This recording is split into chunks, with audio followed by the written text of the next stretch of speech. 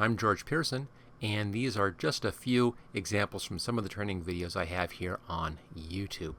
Now, when you're working with the training, following along the training, if you want to get the materials I used in the training, just go to the description down below and click on the link that's at the top of the description, and this will take you to a page where you can download the materials. Please subscribe, click the like button, and of course always share on Facebook, Twitter, or wherever. I really appreciate that. Okay, let's go ahead and get started with the video. In this Photoshop Elements video, we'll be doing this paper cutout effect, the kind of thing that you can get at amusement parks, theme parks, things like that. It's pretty straightforward, but I'll add a few little additional touches in here on this. Now we'll be doing just one cutout, just the front person, because the technique is the same. I just did two of them in here. Now to do this one properly, I'm going to get rid of a few things in here. Let's just squeeze this down a little bit and we'll zoom out. There we go. And let's get rid of the graphics in here. I'll just delete those. There we go. And I'll delete the foreground person here as well. We'll just delete that person right there. Now the way this is done is you take a photograph and then you simply create an outline around that photograph using one of your selection tools, and then just fill that selection with black, and that gives you your cutout. And there are a few little things to watch out on, and I'll show you that as we work on our second picture. The first one here is made from this image. Now if you have two images, you want to make sure that the sizes are correct on those images. The way you can do that is just by doing guidelines. So just do a guideline here from the middle of the lips and the middle of the eyes, just like that, on the left side face, and then simply resize the other face that those two lines hit up. So there we go, we have those sized properly. Okay, I'll just get rid of those guides. There we go, and let's hide that person, and I'll hide that silhouette.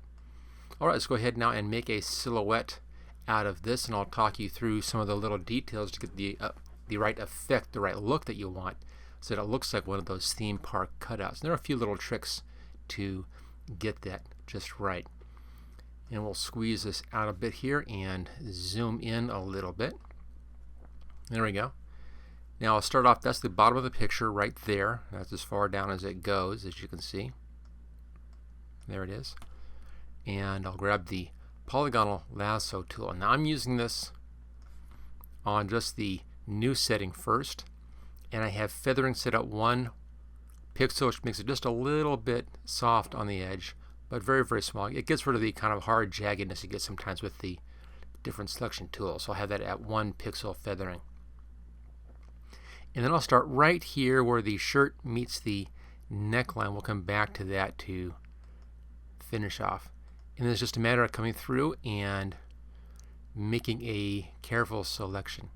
Now you may think that you want to use some other tool to make your selection something a little bit faster or easier, magic wand or refined edge or whatever. And that's actually not the case for this particular technique. You want to be using a completely controlled selection tool, and you'll see why as we get up into the hair. You're trying to make a selection that is not just a perfectly accurate selection. All it needs to be good right around the facial features, but up in the hair we're going to be going a little cartoony up in the hair. So doing the selection manually gives you that option, and sometimes you want to be exaggerating some of the different shapes just a little bit, but a little bit of exaggeration will help. I'm going to hold the shift bar down. We can then just move the picture like that, and let go back to our tool again. Now the way you use this tool is you click and then you can drag and find your next point, just like that. Now since we're making a selection, we can come back and we can clean things up after we are done with this. Now it normally takes a little bit of cleanup anyway. Okay, now right here, notice we have these bangs. If I did this as an accurate image, these bangs are just a real soft edge and you wouldn't even notice it. So I'm going to extend the eye line up like this, the nose line rather, up like that a little bit. And then I'm going to come down and out, and then I'm going to follow along the curve of the hair and just take it up a ways, and then come back down and do kind of a cartoony effect in here. And I'll just do just a couple of these, and come right up to here, and then we'll come down and do a little bit right there. So I'm really simplifying the quality of the bangs. So it's kind of a cartoon effect, and we'll see how that looks in just a little bit. At the top of the hair up here, we have kind of loop things going on. I want to keep some of that in, so I'm going to take my selection up and around some of that loop stuff in there, and kind of follow the loops up around here as well, some of these stray hairs, and we'll come back and do a little bit of adjustment in there also. Now on the back side, I'll leave the back side relatively the same because we're going to be putting that against the edge of our frame effect, so it doesn't matter, it's not quite as critical. Again, hold the space bar down to move the image, and we'll just try to make the braid here a little bit larger on the curves, a little more exaggerated, again because this really is kind of something in between an actual careful selection and a cartoon interpretation of that selection. So it's okay to be a little bit exaggerated. Not a lot, just a little bit. Now as we get down to here, this is going to be outside of our frame, so I can actually stop at that point. And then I'll bring it back up around, and we'll come in and get the inside of a couple of these braids. It's not going to matter right down here too much. It's kind of away from our focal point. Now at this point I'm going to take this around the neck just like that, the neckline. But right here, let's move the picture down again as far as it goes. I'm just going to take this just straight on down to the edge of my picture and straight across, and then bring that back up along the neckline here. And I'll just finish it off right there. So there's our first selection. And we came in here and did kind of a cartoony thing right there. I now want to cut out some spots up here to give us the effect of this wispiness. So let's change our tool over to this option here, which is the subtract from selection option. And I'll start right here, and let's kind of follow that hair. I don't want it too thin, I want it to have some thickness up here because we're trying to mimic what it looks like if this was cut out of black paper. And of course you can only get so accurate with black paper and scissors. So I want a little bit of thickness. There's one. I'll do another one underneath of that one. And you'll be able to really see what this looks like once we fill this with black and put it on the white background. And we'll finish that one off. And then let's do the same thing up around here. What this is doing is it's adding in some detail around the top of the head. And you can add in a lot of detail. I'm putting in just a small amount of detail this time.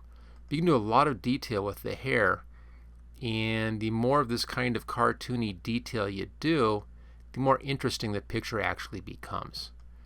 So if I was doing this as a finished final piece instead of as a tutorial, I'd spend more time and I'd do more with the hair back up in here. But for now, so we'll show you the concept anyway, and we'll come back around to the beginning. There we go, that's taken care of. So our basic set is taken care of. And there's one more thing to do, and that's put in an eyelash over here. So let's just move our picture over a little bit so we can see that, and I'll give ourselves a bit more space. There we go. Now for this, you want to make sure that you're over on the add option right there instead of the subtract. So we're going to be adding into this. And what we're doing on this, what we're placing in here, is an eyelash to give us a sense of where the eye is. You want to find the top of the eye. So pull a guideline down right there. That's where the top of the eyelash line is right here. So I want to bring out an eyelash right from that point with a slight curve to it. Not too much, just a slight curve. And I'll just zoom in a little bit here. Now the length I like to use is about half the length of the nose. There's the tool. About that long. So it's pretty long. It's going to be very, very cartoony looking. But it's going to be correct when we get this thing in here. Just a little curve, just kind of like that. Let's zoom in a little bit more here. There we go. So you want our fake eyelash right in here, starting at about that point. Okay, let's just get this guideline out of the way so that's not going to be interfering with our work. Just clear guides. And there we go. Okay, so right about there. And I'll just come straight out and then just do kind of a slight curve up like that, and about half the length of the nose, and then bring this back down again just like that. You can see it's pretty large. It's about the same length as her eyelashes, but it's pretty thick. It needs to be on there enough so you can actually see this thing. And again, about the half the length of the nose is what you want. And just come out here someplace and then finish that off. And it gives you just that little bit right here. And this will be in black. Now, if it's a younger person like this, maybe a little bit shorter like we have here. If it's an older person, you can go a little bit longer on this if you want to. Or if it's a man or a boy, keep it about this length. So it's a little bit shorter than I was talking about in here. It's about a third of the nose. But this should work out just fine for us. Okay, now that we have that, let's take our zoom tool here and zoom out and come down to our new layer right here, or just our previous layer, and then make a new layer above that. So it's our new layer for our new cutout. And you can hide the photograph. We're done with that at this point. And then make sure that your colors are set up to defaults, black and white. Grab the paint bucket and just click inside and fill that with that paint. And this deselect. See, there's a little eyelash right there showing in. And that gives you the clue as to where the eye is. So it's a very important little step, a little bit of the eyelash. Again, it's not realistic, it's kind of cartoony, but it does work and tells you where the eye is supposed to be. So there we go. Okay, that's done. Now if we bring back our other picture, see we have this overlap, but we can't really see what's going on in here. So we need to fix that, and that's easy to do.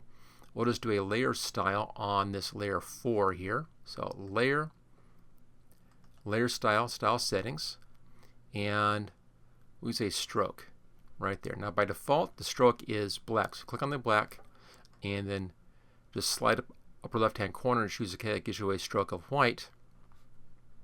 And now I can bring the size up on this, and I think 9 looks pretty good for this picture. You can find the size that you like, but I think 9 works out nicely for that. Just choose OK. So there we go. All right, now let's go ahead and back out a bit. So there it is. There is the basic cutout effect. Now what I had behind this, of course, was that oval and those little corner things. Let's go ahead and make those now. I want to have that stuff here above our images. So click on the top silhouette and then move over to graphics, and then you want the frames right there. Now the way the frames work is that they put a frame on the page. You can then click on the interior of the frame and then link that to a photograph that will then put a photograph in the frame. We're not going to be using it that way. I have a different way of using these. So we'll scroll down, way down towards the bottom down here, right at the bottom of the list. Now you may have a little slightly different set of frames, but I've seen this same basic set of frames in most versions of Photoshop Elements. So you should have this. If you don't find this frame, this is called wonky black circle. If you don't find this frame, other options are over here under shapes and down towards the bottom of shapes. Let me see if I can find these here at the bottom right now. So here's some basic oval frames right in there. And here's some other fancier frames in here. So there's more frames in there you can use as well underneath the shapes. But we'll be using the one in here,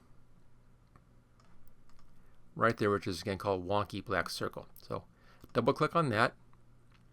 That brings that in as a new layer above the last layer that you were sitting on. So let's change back here to our layers. You can see right there, puts it a new layer above that layer. Now to change the size of this, just come onto the line here, and if you're right on the line, you get a little double arrow. Just grab it at that point, and you can pull this out sideways. So the same thing on both sides. And the same thing for the top and bottom. You can bring it up a little bit and bring the bottom down a little bit like that. There we go.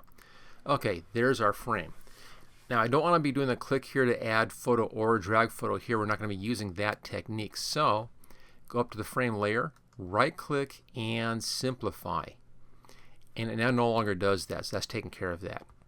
But I also want to get rid of that text, and I want to get rid of that gray. So let's go to the magic wand and uncheck contiguous, so that's not selected, and then just click into the gray area and hit the delete.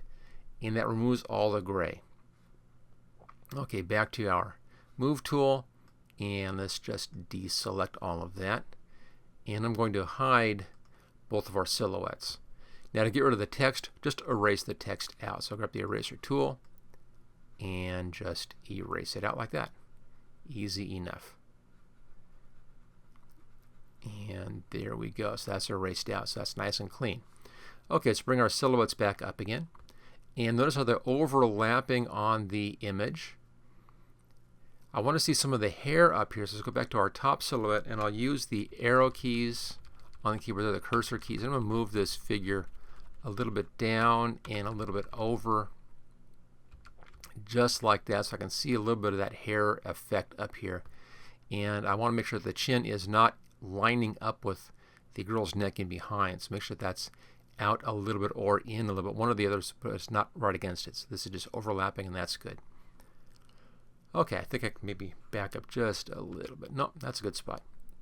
Okay, so we have our silhouettes in there. Maybe I'll hold the control key down. No, not what I wanted to do there. Let's just deselect that.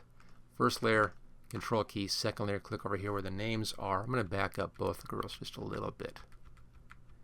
Just like that. I think that's a little better presentation. Okay, now go back up here to the oval. Grab the magic wand. This time click on contiguous and click inside. That selects just that ellipse inside. Now go up to select and inverse. So now the outside is selected. We can now come down to the two girl layers and hit the delete key. Second girl layer, delete key, and they're now inside of that ellipse. Okay, let's just deselect that. There we go. Last thing we need are the little corner details that I had on this, and that's also back in the graphics. Now first go back up here to the ellipse layer, make sure that that's selected. Go back to graphics, and this time go over here to shapes. And I have a shape that I like. Let me see if I can find this in here. Just scrolling towards the top. There we go, right there. A little double triangle border thing. We'll use this. So double click on this, and that puts it right on top. Now it's black, and I have to select the black part to move that. So I'm just going to use the cursor keys on the keyboard. So I'm using the right arrow right now to move that over. There we go. And I'll move it down. Just like that. Now what I want to do is I want to get rid of that right side triangle. Let's go back to our layer. To erase that, I need to convert this over into a graphic. So let's right click where it says shape and choose simplify layer. There we go.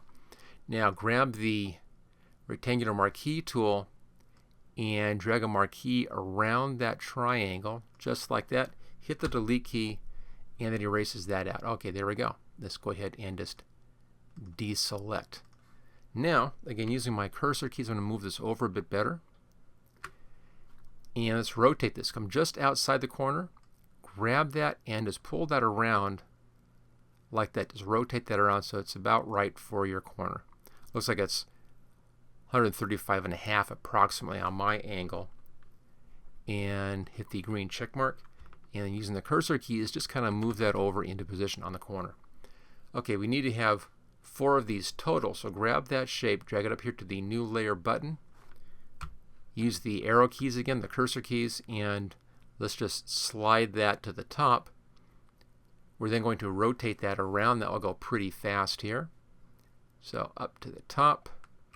There we go. And then image, rotate. I want the bottom rotations in here. Rotate layer 90 degrees left. That's what you want. There we go. And then just tap it into place using the cursor keys. Okay, now I want to have 2 over here on the left-hand side. So let's hold the control key down, grab both of those shapes, drag it up here.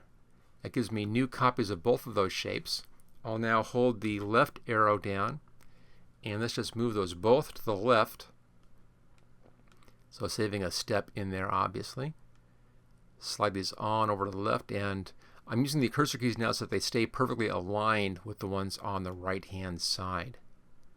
And we'll get these about into position. Now I want to rotate these things around, but it's the whole shape rotating around. If I rotate the whole shape 180, it'll put those in the right place. So image, rotate, layer 180. There you go, just flips it around like that. And it kind of rotates it around. Okay, move the arrow key left, and there we go. There are the corners. The last thing now to do is to give some kind of a nice paper texture in here. Now if you're printing this on a colored paper, this is all you need to do. You know, have nice parchment paper or something. Just stop at this point and print this, because only the black part is going to be printed and the white's going to print as clear. So again, this is where you stop if you're printing onto a paper, a colored paper or a texture paper, something like that. If you're printing on a white paper, then you probably want to have a color in the background for this. So let's go ahead and do that. I'll make a new layer here. There we are. It's below everything, above the background, of course. And let's click on the foreground color. Click over here into the browns, kind of the brown oranges, and then way over here, just real soft, right over there. Choose OK, and paint bucket, and fill that. And there we go. Now there's one little last step, and that's this white border that we have. We need to change that white border over to match this color. So let's first see what our color is. Click on the color swatch, and right down here at the bottom, there's your hexadecimal notation for your color. Select that, right click, copy, and cancel. Let's go to our foreground girl layer, double click on the FX. That brings back up the style settings. Click on the color for the stroke, and here's that same dialog box. There we go. Select that, right click and paste, and that puts in that same color that we just copied from the background. Choose OK, and now that outline matches your background color, and choose OK, and there we go. So that's how you can make this amusement park, theme park style paper effect cutout look, and just kind of a silhouette cutout effect. And again, if you want to do this printing on a white piece of paper, don't do those last 2 steps I just did. If you're printing on a white paper, then you may want to do this, or even put in a textured layer in here, textured paper layer. There you go. That's how to do the paper cutout silhouette effect. Thank you for watching this special Photoshop photography project video. Don't forget to subscribe so that you will get first notice of new project videos in the future. Just click on this link right here where it says subscribe here. You can get all 12 project videos in this series, along with 26 special videos demonstrating the tools and techniques that I used in these projects, by clicking on this link right down here. And then thank you again for watching this